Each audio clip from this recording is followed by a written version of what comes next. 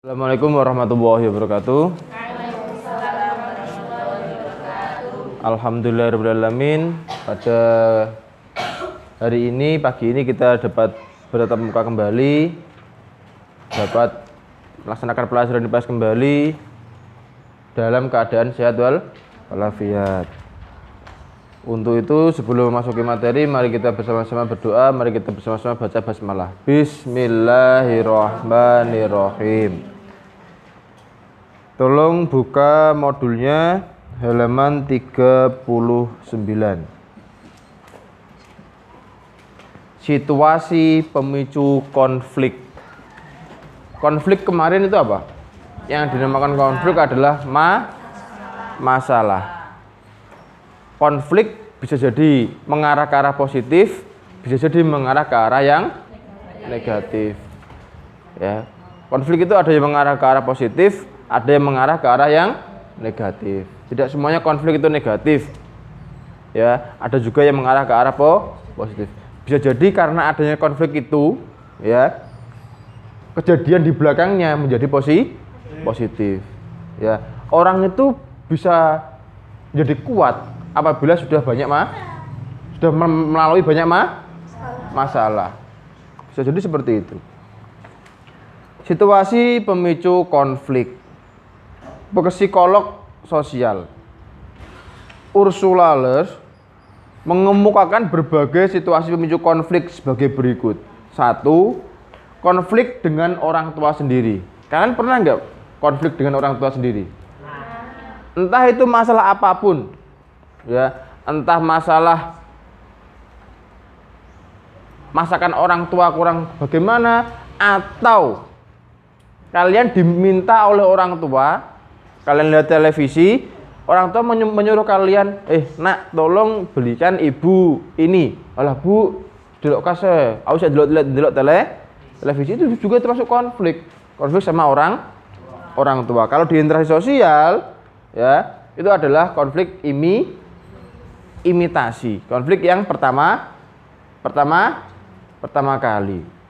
Ya, orang tua mengajari kita membantah atau bagaimana, itu adalah konflik pertama kali. Konflik dengan orang tua. Pernah nggak? Pasti pernah. Kalian pasti pernah konflik dengan orang tua. Entah itu masalah kecil atau masalah besar. Tapi tujuan orang tua yaitu adalah mendidik anak. Tujuannya ke arah yang positif. 2. Konflik dengan anak-anak sendiri. Ya, konflik dengan anak-anak sendiri. Orang tua memiliki konflik dengan anak-anaknya. Ada yang konflik berat, ada yang konflik ringan. Contoh yang konflik berat seperti yang ada di televisi itu, orang tua dipenjarakan oleh anak. Gara-gara apa? Gara-gara hal sepele. Mengambil daun singkong di kebun anaknya, orang tua dipenjarakan. Durhaka nggak anak seperti itu? Ya, itu konflik yang besar. Ada pula konflik yang kecil, ya. Konflik dengan keluarga. Ya, konflik dengan keluarga berarti antar keluarga atau di dalam keluarga tersebut. Ya. Konflik ini dapat terjadi di seluruh perkembangan seseorang, entah itu konflik masalah ekonomi, entah itu konflik masalah apa yang terjadi di dalam keluarga. Pasti ada. Ya, pasti ada yang namanya konflik di dalam keluarga atau berumah tangga. Masalah itu pasti ada. Ya, entah ekonomi kurang, entah bagaimanapun pasti ada yang namanya konflik atau masalah. Tapi masalah itu jangan kita jadikan sebagai penghalang. Tapi masalah itu kita jadikan sebagai pelajaran. Ya, pelajaran dalam kehidupan. Yang keempat, konflik dengan orang lain. Konflik dengan orang lain ini pasti. Manusia pasti punya masalah, pasti punya ketidaknyamanan dengan orang lain, meskipun itu kecil, meskipun itu besar. Kalian pernah nggak konflik dengan teman kalian? Biasanya masalah apa?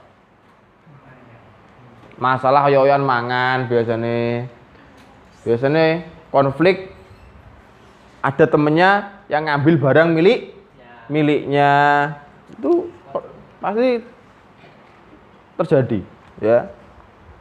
Konflik dengan suami atau istri, ya, konflik dengan suami atau istri itu pasti nanti ada, entah itu bersifat kecil, entah itu bersifat besar, sama seperti konflik yang dalam keluarga. Konflik di sekolah, konflik di sekolah itu pasti ada. Contohnya kalian jarang masuk, entah itu karena apa, entah itu takut sama gurunya, entah itu kalian belum mengerjakan tugas, entah itu kalian belum apa dan lain sebagainya. Pasti pernah. Ya apa tidak, yang putra?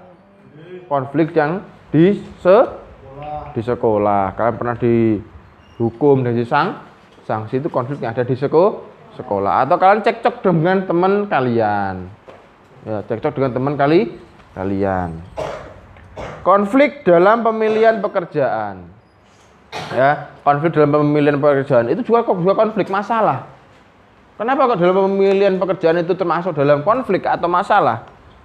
Karena kalau pemilihan pekerjaan itu kurang tepat di belakangnya, dan kalian pekerjaan itu kalau kurang tepat dalam diri kalian, tidak sesuai dengan apa yang kalian harapkan, ya pasti akan berimbas pada suatu saat yang ada dalam diri kalian. Entah itu kalian dalam bekerja itu kurang serius, entah itu kalian dalam bekerja males dan lain sebagainya, pasti akan berimbas ke belakang.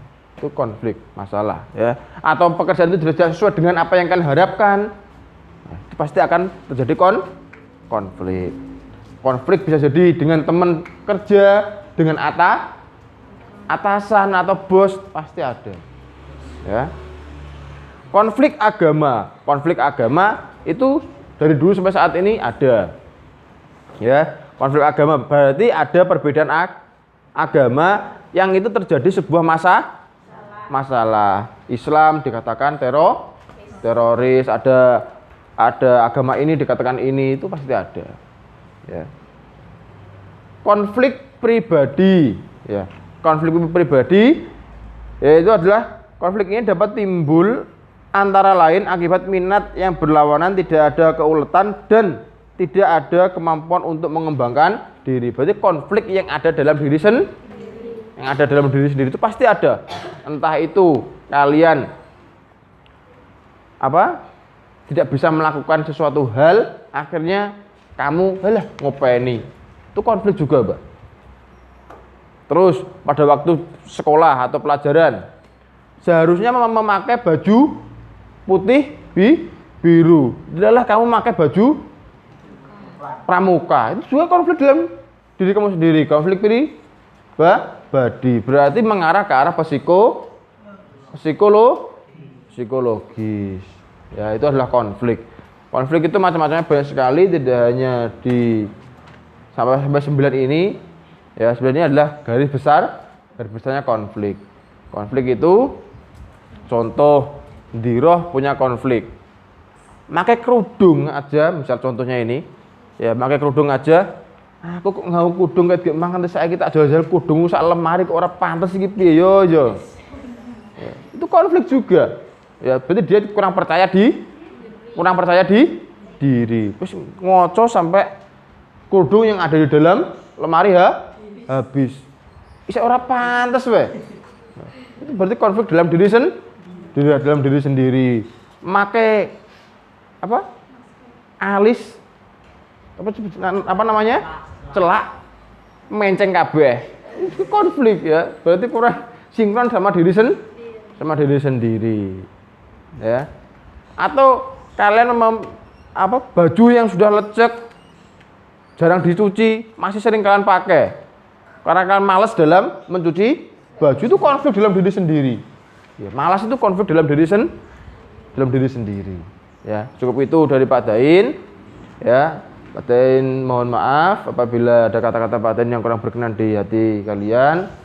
Ya, wal muwaffiq ila aqwamit thoriq. Wassalamualaikum warahmatullahi wabarakatuh.